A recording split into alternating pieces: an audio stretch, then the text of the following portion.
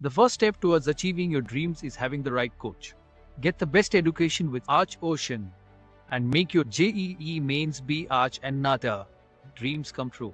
Download the app now.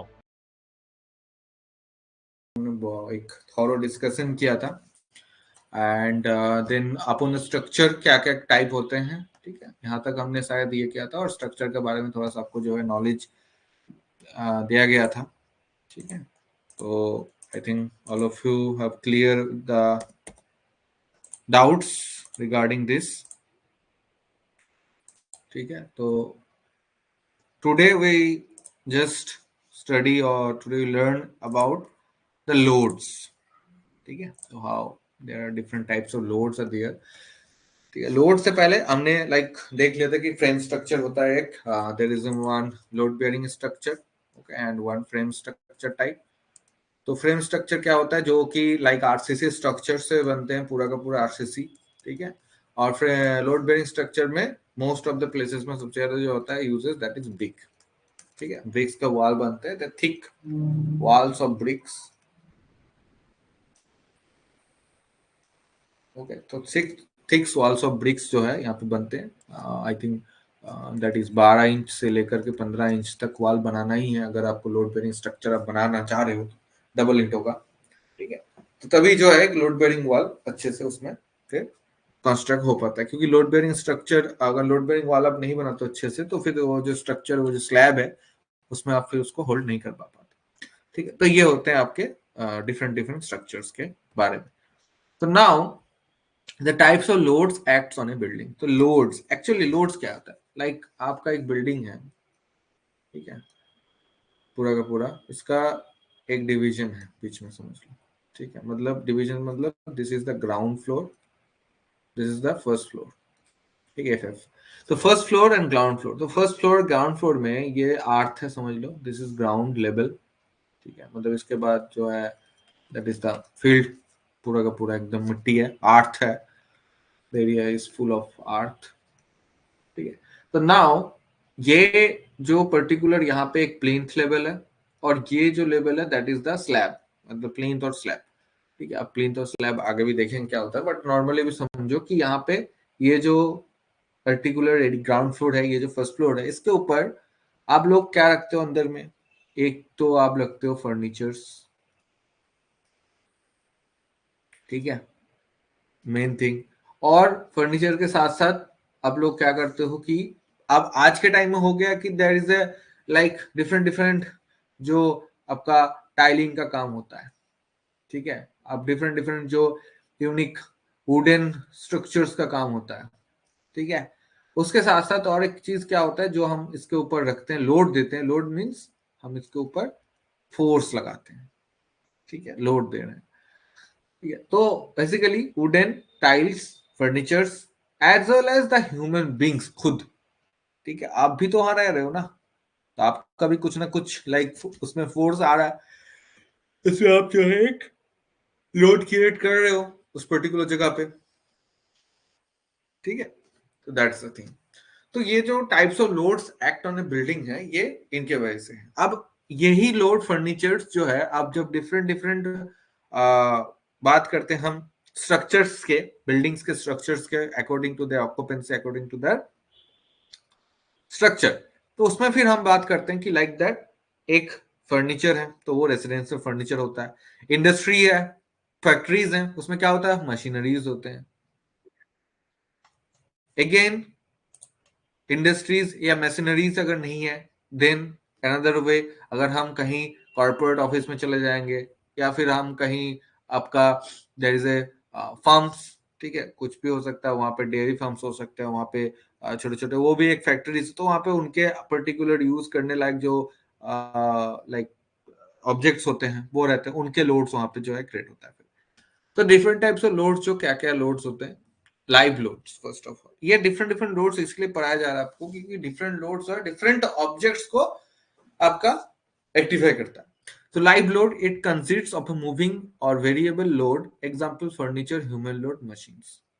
अब यहाँ पे एक चीज बोला गया है, अब देखो, पहले तो बात है लाइव लोड, ऐसा नहीं जिंदा लोड। लाइव लोड मतलब कि इन दैट मीन टाइम ठीक है, मतलब कि उसी टाइम में, एट दैट टाइम ओनली, जब ये बिल्डिंग का हम लोड कैलकुलेट कर रहे हैं, उस टाइम में हो सकता है उस बिल्डिंग में जो जो चीजें लाइव है, ठीक है, मतलब जो जो चीजें वहां पे मौजूद है, वो चीज का, वो पर्टिकुलर ऑब्जेक्ट का, फर्नीचर का, ह्यूमन बींग्स का हम जो है लोड निकाल रहे हैं।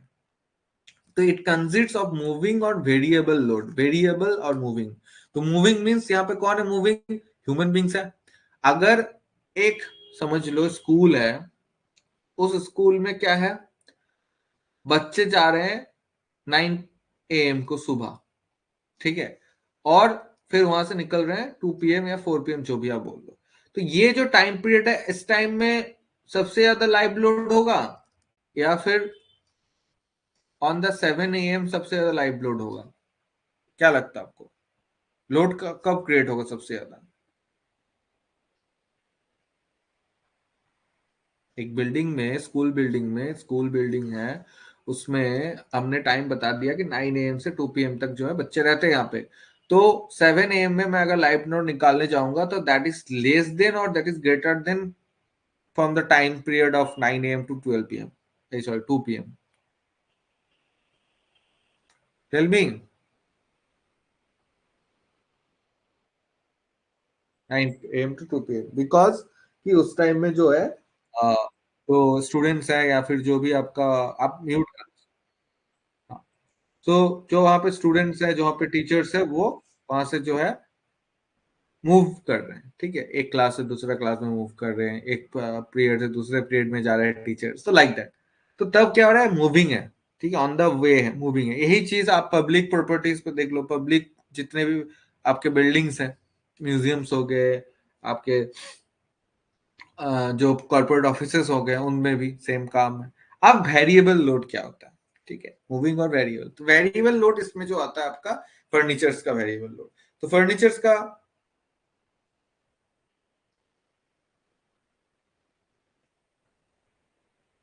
ठीक है, सो फर्नीचर्स में क्या होता है कि जैसे आपका आप आज के टाइम में एक फर्नीचर का यूज कर रहे हो, जिसका लोड, जिसका जो वेट है, दैट इज मच मोर।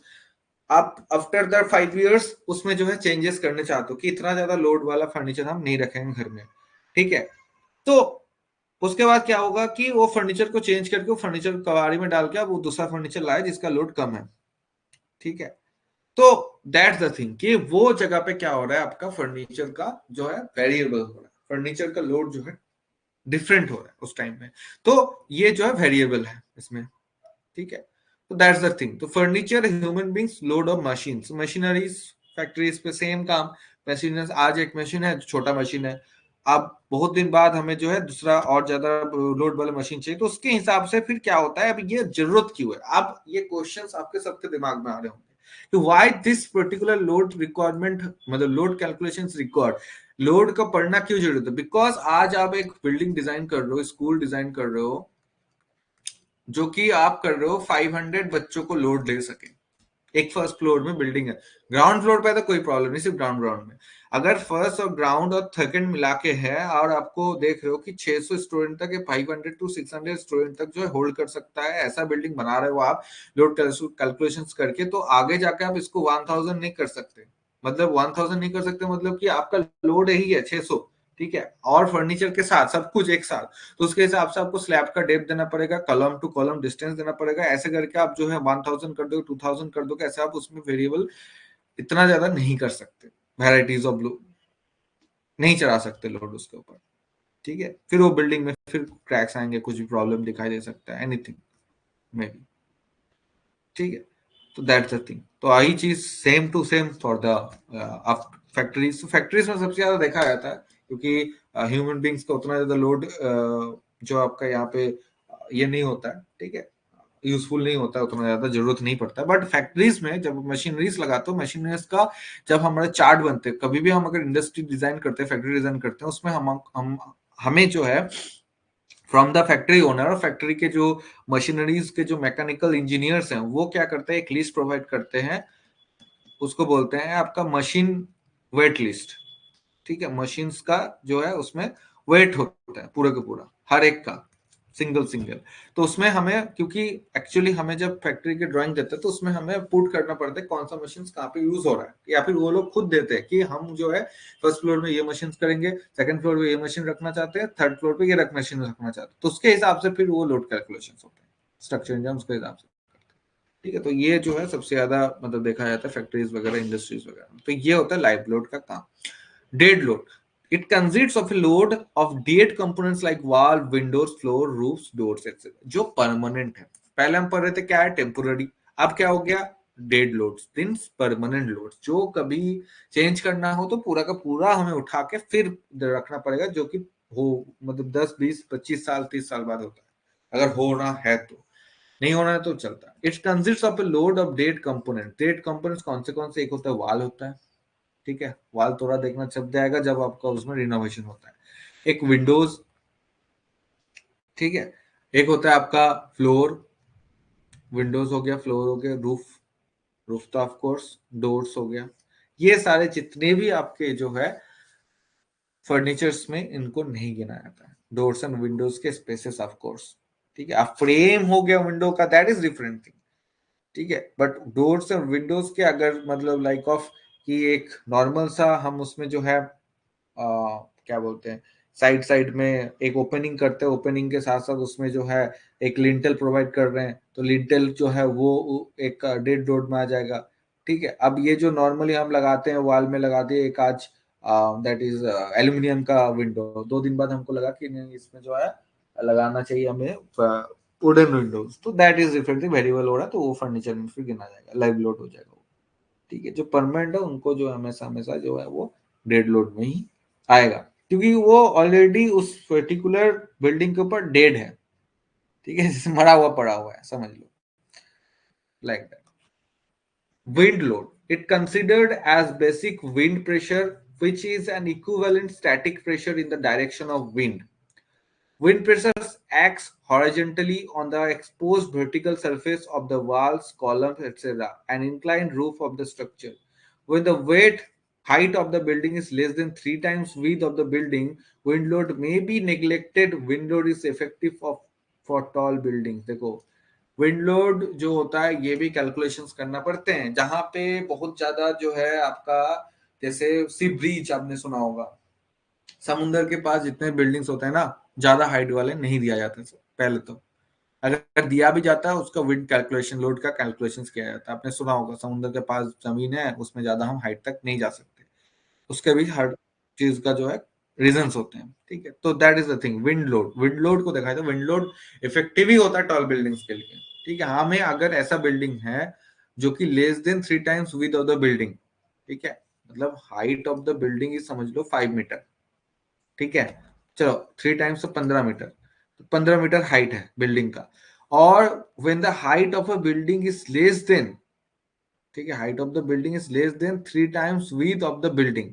तो ये जो विथ है ये अगर 45 मीटर है, और ये जो है 3 टाइम लेस देन है 15 मीटर, तब हमें विंड लोड का कैलकुलेशन की जरूरत ही नहीं है। 45/3 मतलब समझ लो इतना बड़ा बिल्डिंग है, 45 मीटर का इसका लेंथ है, इसका जो है 3 टाइम्स आधा है हाइट इसका, तो that's time we don't consider wind load, ठीक है।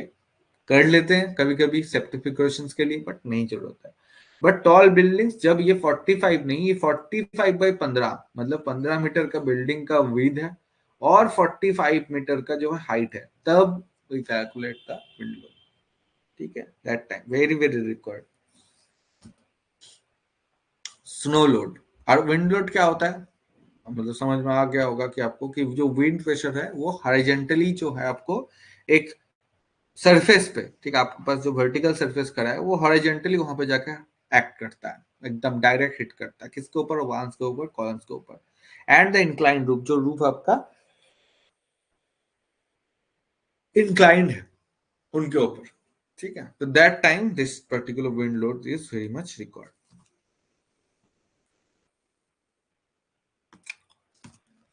स्नो लोड सेम, जो आपके स्नोफॉल्स के जो जोन्स होते हैं उसमें आप जो वो रूफिंग सिस्टम क्रिएट किया जाता है वो स्नो लोड को देखते हुए किया जाता है, ठीक है। Load of snow in slow fall areas, ठीक है।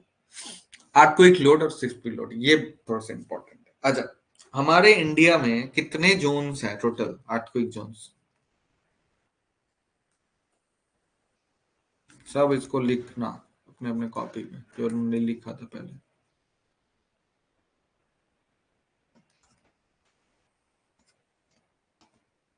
बोलो फटाफट, जल्दी, जिसको भी कुछ नॉलेज है। How many zones are there in India, earthquake zones? बहुत सुनने में आता है, हमारा ये जोन है, हमारा वो जोन है, जोन 1 में ये आ गया, जोन 4 में ये आ गया। कितने जोन है टोटल्स? 5 जोन्स। हाँ बोलो। 6 नहीं है, 5 है। ठीक है, तो बेसिकली क्या है कि जोन 1 को हम पकड़ते ही नहीं है। ठीक है, मतलब जोन 1 को हम नेग्लेक्ट कर देते हैं ज्यादातर टाइम। जोन 1 मतलब है ही नहीं, समझ लो। We start from the zone 2 actually. तो zone 2, zone 3, zone 4, zone 5, total 4 zones है, सिस्मिक जोन्स है, जहां पर अर्थक्वेक होता है। अब बात आता है कि जोन 5, जो कि सबसे ज्यादा सिस्मिक लोड वाले एरियाज हैं, सिस्मिक जोन्स हैं, मतलब जहां पे अर्थक्वेक सबसे ज्यादा आता है और जहां पे स्टेबल अर्थक्वेक आता है। ठीक है, स्टेबल, सॉरी अनस्टेबल अर्थक्वेक आता है, मतलब जिसको हम जो है बोलते हैं टाइम, बहुत टाइम तक आया और बहुत ज्यादा शॉक भी लाया, शॉक।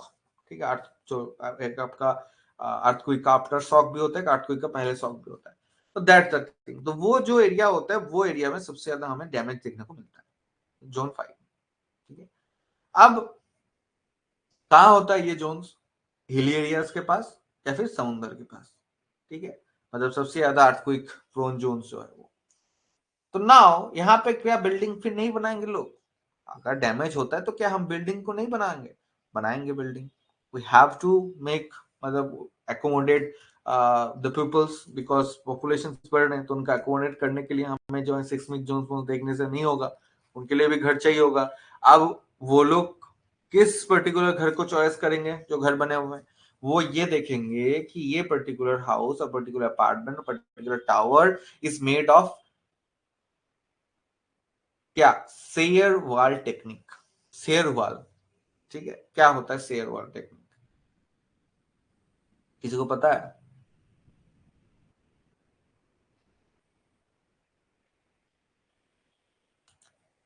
एक बार बताया था मैंने। हाँ बोलो सलमान। हेलो, आवाज आ रहा है मेरा? हाँ बोलिए। Share wall, share wall. हाँ, नहीं मतलब शेयर वॉल यहाँ पे जो है, आरसीसी वॉल को कहते हैं। और क्या उसमें मतलब क्या चीज होता है, कहाँ से कहाँ तक होता है, कैसे होता है?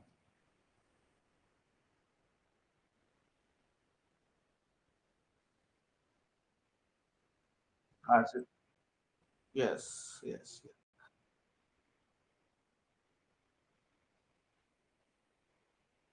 आठ तक आ जाए। ठीक है, सो वेरी गुड। जो इन्होंने बोला ठीक ही, एकदम परफेक्ट करेक्ट। तो आप लोगों ने सुना होगा या फिर देखा होगा, कुछ ऐसे बिल्डिंग्स हैं जहां पे वॉल्स दिखते नहीं है, एकदम ही सिर्फ वहां पे सिर्फ आपको वो जो बीम जैसा, कॉलम जैसा, कलरफुल, मतलब कि कलर जैसा, मतलब सीमेंट का ऊपर से दिखता है पूरा का पूरा। उसमें बीच बीच में एक थोड़ा सा जो है विंडोज के लिए जगह छोड़ा हुआ है। ठीक है, पूरा का पूरा बिल्डिंग खड़ा हो गया, कहीं भी आपको ब्रिक का एक भी यूज नहीं दिखेगा। एक्सटीरियर इंटीरियर कुछ भी हो जाए, मतलब फ्रेम स्ट्रक्चर तो होता ही है, उसके साथ साथ, ठीक है, फ्रेम स्ट्रक्चर जो होता है वो आपका कॉलम बीम का कनेक्शन हो गया, स्लैब का कनेक्शन हो गया। जो शेयर वॉल्स होता है वो पूरा का पूरा समझ लो एक टाइप का कॉलम है, लॉन्ग कॉलम है। ठीक है, बहुत बड़ा बड़ा। ठीक है, बहुत जो जितना भी आपका thickness of that particular wall होता है, वो उस पर्टिकुलर थिकनेस में भी, थिकनेस में ही जो वहां पे आपका रेनफोर्समेंट प्रोवाइड करके फिर उसको जो है नीचे से ऊपर तक उठाते हैं, ताकि क्या हो, ग्राउंड के साथ हमें एक टाइप ऑफ बॉन्ड क्रिएट हो जाए वहां पे। ठीक है, तो सबको इसको जो है नोट डाउन करके रखो, अपना अपना देखना। और इसको याद रखना। तो यहाँ पे ये जो बिल्डिंग आप देख पा रहे हो ये ग्राउंडिंग है समझ लो, और शेयर वॉल जो है पूरा का पूरा ये जो वाल है ये शेयर वॉल है, थिंग लाइक दैट, ठीक है। और यहाँ पे विंडोज के लिए हमने जो है स्पेस छोड़ा हुआ है, ओपनिंग्स छोड़े हुए हैं, ये छोड़ सकते हैं, कोई प्रॉब्लम नहीं। इतना ज्यादा ओपनिंग्स नहीं छोड़ते बेसिकली, ये बहुत ज्यादा है यहाँ पे, बट हम जो है कुछ ना कुछ ओपनिंग्स यहाँ पे छोड़ने के लायक बन जाते हैं। तो शेयर वॉल जो है पूरा का पूरा यहाँ से कनेक्टेड होके यहाँ तक रहता है, ठीक है। और बीच बीच में स्लैब दिया जाता है जैसे ही होता होगा, ठीक है, जैसे होता है वैसे ही नॉर्मली। तो ये जो शेयर वॉल का टेक्निक है ये ऐसे आपको नॉर्मली दिस इज एक टाइप का प्लान होता है, ठीक है। वो आप जब फर्दर स्टडीज में जाओगे आपको पता चलेगा, ठीक है। एक बॉक्स इधर रहता है, एक बॉक्स इधर रहता है, उसको ज्वाइन करने के ये 3 बॉक्स होता है, ये बीच में एक शेयर होल होता है, कॉर्नर में होता है चारों, ठीक है, इधर टोटल 6 कॉर्नर में, बीच में ये परफेक्ट एक बैलेंस ये हो जाता है। फिर आपका जो दैट इज सिस्पिक जो एरियाज है, जोन्स है, उसमें फिर हम जो है यहाँ पे इस पर्टिकुलर प्लान में जो घर बनाए जाएंगे उसमें कोई हम हिला नहीं सकते, मतलब कोई भी आपका अर्थक्वेक आ जाए, कुछ पे आ जाए, कोई प्रॉब्लम नहीं आएगा। अब सेवियर आ गया जो जन्मों जन्मों तक ऐसा अर्थक्वेक नहीं आया जहां पे वो ऐसा अर्थक्वेक है, that is different thing. But एक पर्टिकुलर अर्थक्वेक जो है आपका लोड को बियर कर सके, सिस्मिक लोड को, तब तक जो है वहां पे दैट लाइक कि they just give that particular share walls force, share walls, ठीक है, ठीक है। तो as an earthquake produces waves in every possible direction below ground. As per intensity of the scale or of earthquake, jerks and shocks are acting on the earth. The shaking of the earth cause effect on the structures supported on the earth. The void shaking of the earth, certain considerations should be made in the design of the structure to contract earthquake movement in the earthquake prone areas. ठीक है, तो उसके हिसाब से भी design हमें बढ़ना चाहिए। तो अर्थक्वेक का लोड क्या है आपने ये भी जान लिया आज, उसके साथ साथ कौन से पर्टिकुलर जो है टेक्निक, कंस्ट्रक्शन टेक्निक जो यूज किया जा रहा है आज के टाइम में in the modern generation to avoid this particular seismic load और अर्थक्वेक लोड, ठीक है। तो everyone clear about the shear walls? Everyone? Sapna? कौन कौन है, कोई बात ही नहीं। Khushi, Isha, Salu, Shruti, Rishikesh, all of you clear? Okay, हाँ सिद्धार्थ पूछो। The first step towards achieving your dreams is having the right coach. Get the best education with Arch Ocean and make your JEE mains be Arch and Nata. Dreams come true. Download the app now.